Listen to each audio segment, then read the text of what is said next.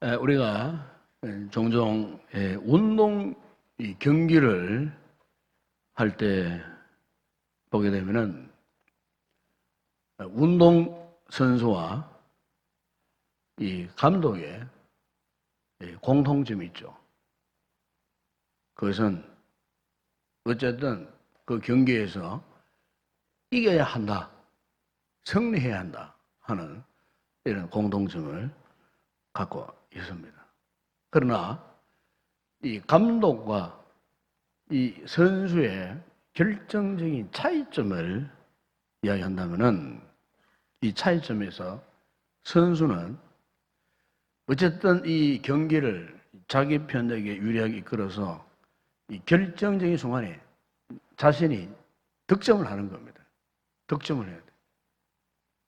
득점을 해야 나중에 MVP 상도 받고 뭐 최고 우승 선수로 자신의 그 이력이 캐리어가 쌓이는 겁니다.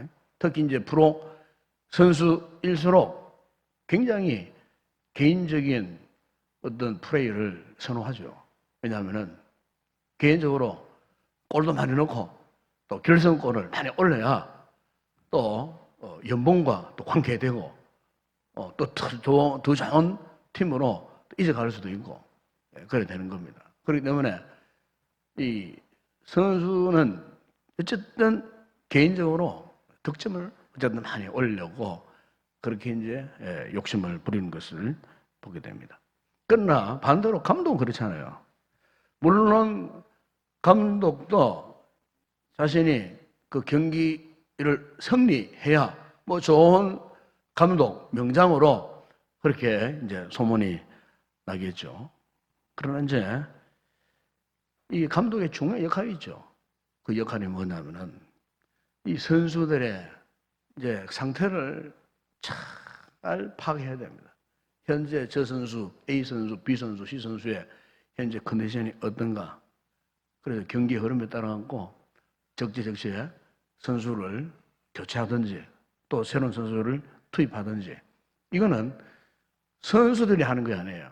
감독이 현재 경기의 전체적인 흐름, 전후 상황을 잘 고려해서 심지어 지금 경기 말고 다음 경기를 위해서 이 특별한 A라는 선수를 지금 투입하지 않고 아껴뒀다가 다음 경기 뭐 2차전, 3차전에 투입할. 그렇기 때문에 선수들은 그 안목이 어떻게 보면은 굉장히 미시적입니다. 굉장히 좀 좁은 그런 시각을 보고요. 왜? 전부 선수들은 자기 중심에 맞추기 때문에 감독처럼 이 거시적인 그런 시각을 가지 못해요. 이것이 이제 이 선수와 감독의 결정적인 차이라고 볼 수가 있습니다. 여러분, 우리가 믿음 생활할 때 하나님과 나와의 관계에 있어서 우리의 시각은 이 선수들이 보는 시각과 다를 바 없어요. 우리가 아무리 믿음이 좋아도 모든 그 영적인 삶의 포커스가 자기에게 다 맞춰줄 수밖에 없어요. 그래서 우리는 쉽게 참 기뻐하기도 하고 또 쉽게 좌절하기도 하고 뭐 이렇게 이런 모습들을 많이 갖고 있는 거죠. 왜냐하면은 하나님의 관점만큼 우리의 관점이 그렇게 완벽하지 못하기 때문에 그래요. 하나님께서는 우리의 숨어있는 그 모든 상황까지도 이미 다 알고 계시는 거예요. 예를 들면 우리가 퍼즐을 하잖아요.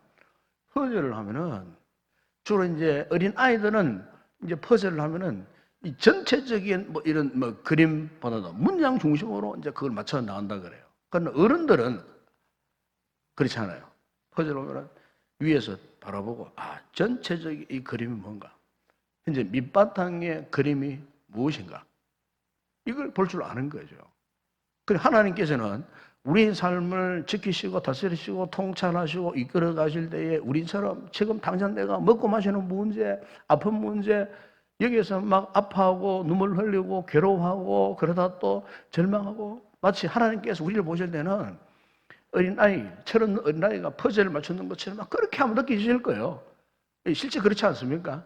실제 우리가 믿음을 생각하다 보게 되면은 내가 이래가 되겠나? 내 믿음이 이렇게 해야 되겠나? 내가 왜 이렇지? 어린아이처럼 이렇게 뭐 조금만 어떤 문제가 있으면 쉽게 자포자기하고 좌절하고 절망할 때가 사실 많이 있죠.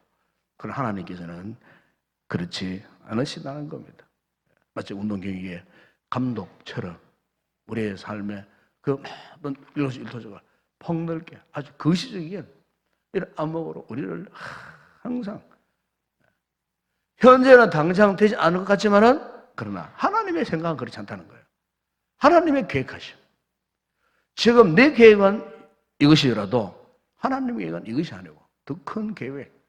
우리가 알지 못하는, 느끼지 못하는 더 큰 그런 계획을 갖고 항상 우리의 삶을 통치하시고 우리의 삶을 이끌어 가시는 그 하나님. 그리고 우리가 오늘 이 하나님을 믿어야 할 줄로 믿습니다. 그렇기 때문에 오늘 우리의 삶에 있어서 참 중요한 것은 그분의 뜻에 이 포커스를 맞춘다는 겁니다. 그분의 뜻.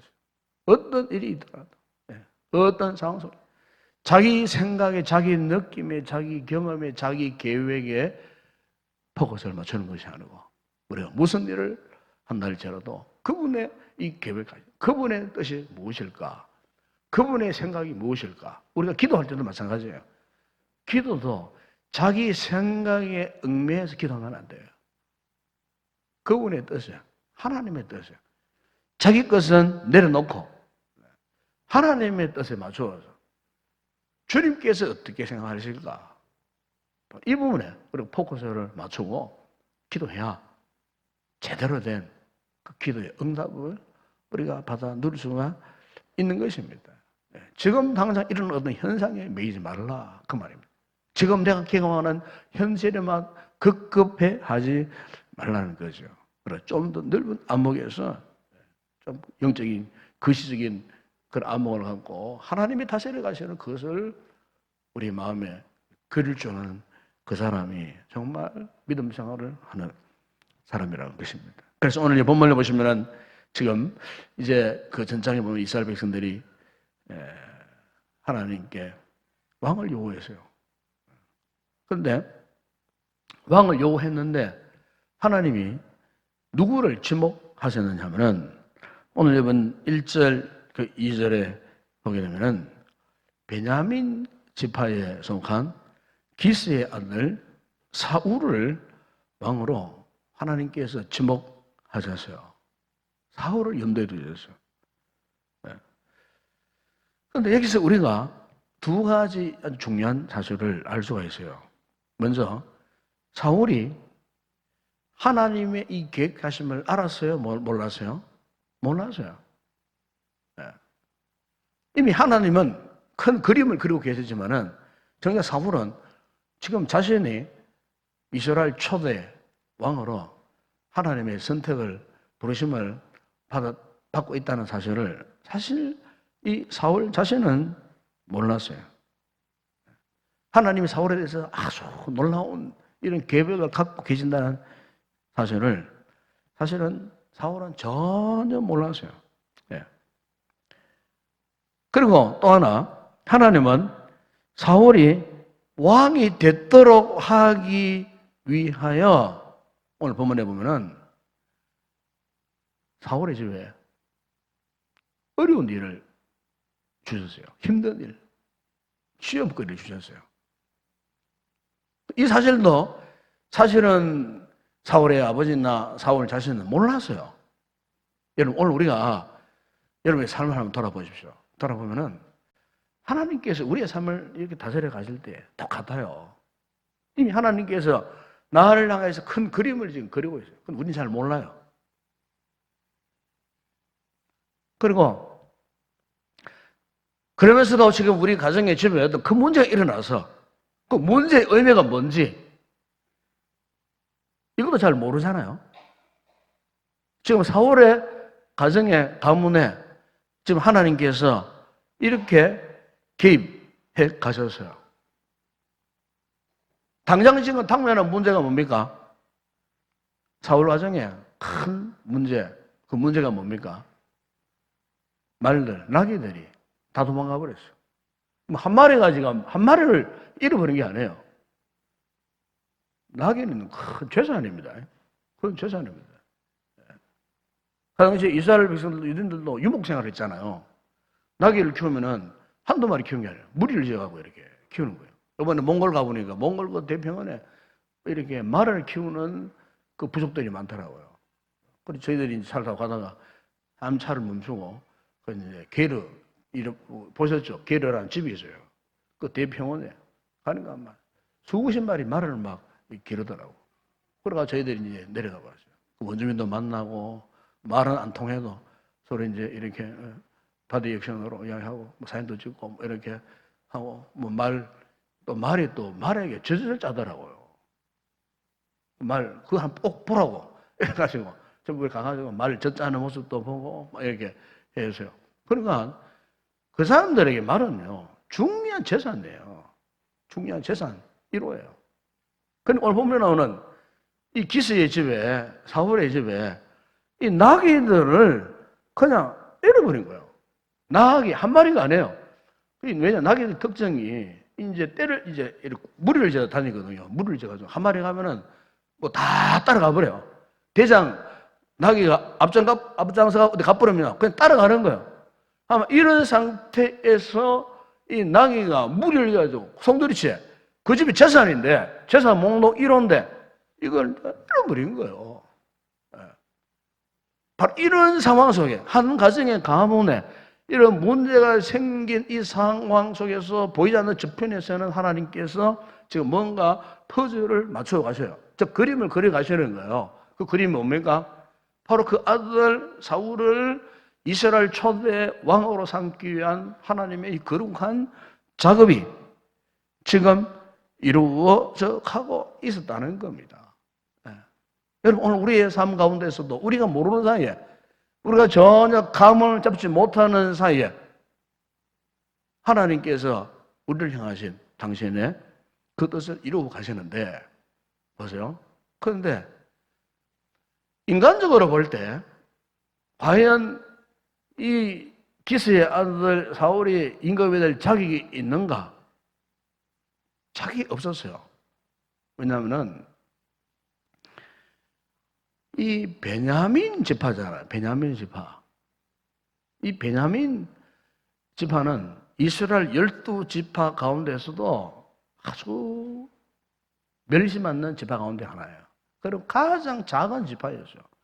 왜 베냐민 지파가 가장 작은 지파가 될 수밖에 없었는가? 우리가 이미 말씀 묵상했습니다만은 사사기 그 19장, 20장에 거기 읽어보게 되면 이런 사건이 일어나요. 어떤 레위인이 첩을 내리고 베냐민 사람들이 사는 기브아라는 동네에 들어갔어요. 기브아라는 동네에 들어갔는데 그때 이제 베냐민 지파의 이 불량배들이 그 여인을 겁탈했어요. 그래서 화가 난 이 레위인이 이 사실을 알리기 위하고 강단에서 말하기 힘든 나는 성경 최초로 이제 토막 살인 사건이 나는 겁니다. 토막 사건. 12토막을 내가고 각 지파에다가 한 덩이씩 보내는 거예요. 12지파가 발칵 뒤집어졌습니다.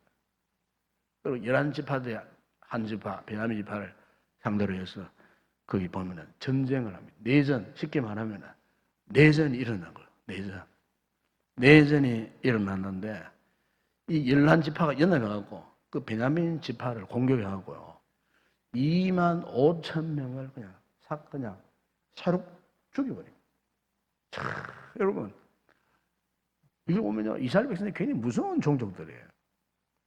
2만 5천 명. 한 지파가 지금 멸족당할 위기.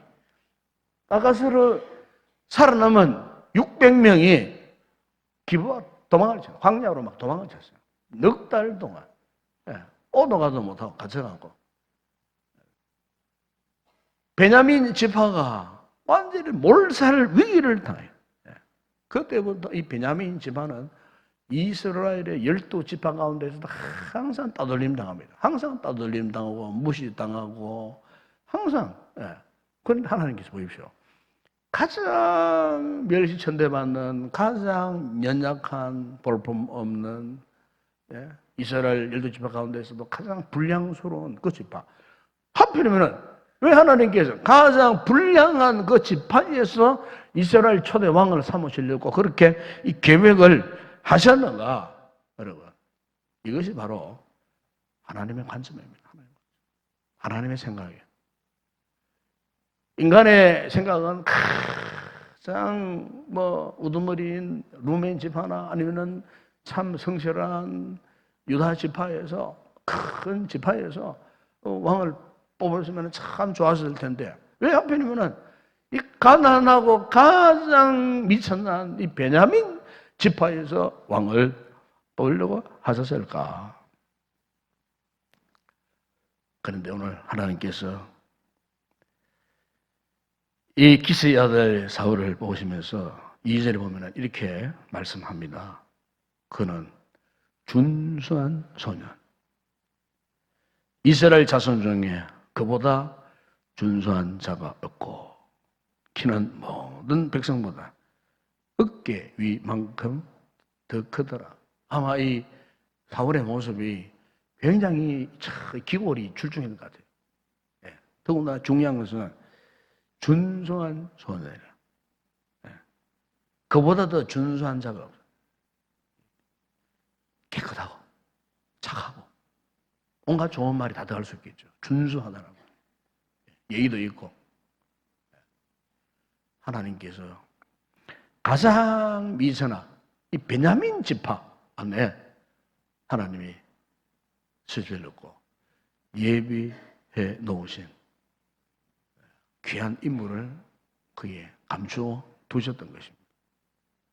그런데 그 인물을 발탁하기 위해서 그 가정에 시험거리를 통해, 문제거리를 통해서 다시 한번 이 준수한 소년이었던 이 사울을 다시 한번 테스트하시는 장면을 거기 볼 수 있는데, 그게 뭐냐면은 9장 6절에 보면은 이런 말씀이 있죠.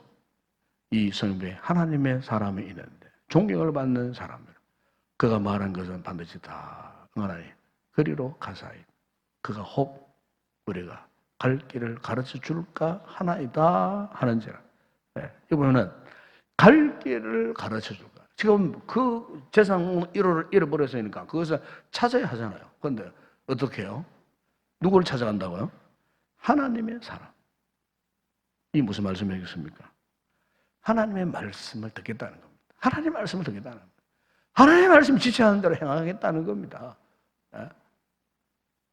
여러분, 사울이 하나님 앞에 결정적으로 왕으로서의 자격을 얻을 수 있었던 것은 바로 이겁니다. 하나님의 말씀을 듣겠다는 겁니다. 읽지 않았습니다만 여러분 11절 12절에 보세요. 또 보면은 그들이 성읍을 향한 비탈길로 올라가다가 물길로 오는 소년들을 만나 그들에게 선견자가 여기 선지자를 말하잖아요. 네. 선지자는 무엇이면 하나님의 말씀을 대언하는 사람, 말씀을 전하는 사람. 하나님의 말씀이 무엇인지를 알고 싶다는 거예요. 네. 이 문제 해결의 방법이 다른 게 아니고 하나님의 말씀을 듣고 싶다는 거예요. 그래서 선견자를 찾아갑니다. 선지자를 찾아갑니다. 여러분 오늘 우리 역시도 마찬가지입니다. 하나님을 향해서 돌아서면은 놀라울 정도로 모든 일이 풀리기 시작합니다. 꼬였던 실타래 어떻게 풉니까? 여러분 생각을 풀 수 있습니까? 아니에요. 말씀을 찾아야 돼요. 말씀을 향해야 돼요. 하나님을 향하여 등을 돌려야 돼요. 이 막연한 놈은 우리가 이 같은 문제를 만나면은, 위기를 만나면은요, 어떻게 합니까? 그 위기 속에, 문제 속에 점점 우리를 함정에 자꾸 빠뜨려요. 함정에. 예. 또 하나의 다른 함정에 또 빠뜨립니다. 또 문제가 생겼을 때에 이 문제를 풀려고 자신의 관점에서 자신의 생각 따로 문제를 풀려고 해보세요. 문제 안 풀려요. 답이 없어요. 그 문제를 풀려고 하면은 풀수록 자꾸 꼬여요. 예. 실타래가 꼬였을 때에 첫 실타래였던 출발점을 찾아가지고 거기에서 그걸 빠져나와야 되는데 그걸 못 빠져나와요. 어떻게 풀어요? 그 잡아당긴다고 실타래가 풀립니까? 안 풀리죠. 자기 힘으로 아무 실타래를 다 잡아당기고 느려도 안 풀린다는 거예요. 중요한 것은 실타래의 그 출발점, 실타래의 풀림 출발점, 그 꼭지점, 그걸 찾으셔야 되는 거예요. 우리 믿음으로 살아가는데 하나님께서 우리 인생의 문제의 그 출발점, 실타래를 하나님이 찾아주셔야 되는 거예요. 예? 여러분이 찾으려고 하면 안 돼요. 자, 사업을 하다가 실패를 하고 직장 생활에 때로는 어려움을 당하고 자녀 양육 문제에 어떤 힘든 문제가 있고 아니면 경제적인 여러 가지 힘든 어려운 문제가 있을 때 여러분 사울처럼 누구를 찾아야 할까요? 주의 말씀을 찾아야 됩니다. 하나님의 말씀을 찾아야 됩니다. 우리의 등을 하나님께로 향하고 그분께 나와서 우리의 현재의 어려움, 나의 이 같은 위기의 순간 그분께 맡겨야 되는 거예요. 그분이 꼬였던 실타래를 풀어서 헤쳐 주셔야 되지 절대로 우리 힘으로는 그걸 할 수가 없다는 거예요. 하나님이 이 기스의 가정에 한 사람 사울을 택해서 이스라엘의 그 초대 임금을 하나님이 세우시기 위해서 이같이 문제를 통해가고 그 문제 해결을 어떻게 하는가 하는 그 방법 그것을 통해가고 하나님께서 그 가정의 문제를 해결하고 그 가정에 하나님이 예비해 놓으신 한 사람을 이스라엘의 왕으로 삼기 위해서 하나님이 그렇게 작업해 가셨다 하는 것입니다. 사랑하는 여러분, 오늘 우리가 이 말씀을 통해서 과연 하나님의 기뻐하시는 방법이 무엇일까? 이것을 우리가 좀 깊게 또 넓게 생각해야 할 줄로 믿습니다. 하나님이 이 베냐민 지파의 이 기스의 아들 사울을 부르셔서 임금을 세우시려고 이미 하나님의 그 큰 그림을 그려놓으시고 그분의 계획대로 이루어 가셨던 것처럼 오늘 여러분 우리의 삶 가운데 이 같은 하나님의 손길이 우리 가운데도 함께 하심을 믿습니다. 답답한 일, 어떤 어려운 일, 장래를 알 수 없는 불확실한 이런 여러 가지 상황 속에 처해 있었을 때에 우리의 삶의 가장 확실한 방법은 그분의 은혜의 손길을 의지하는 것입니다. 주께서 나에게 무슨 말씀을 하실까? 여기에 깊은 관심을 갖고 그분 앞에 나가서 기도한다면 하나님께서 현재의 나의 당면한 이 문제를 통하여서 하나님의 위대한 또 놀라운 역사를 우리에게 나타내실 줄로 믿습니다.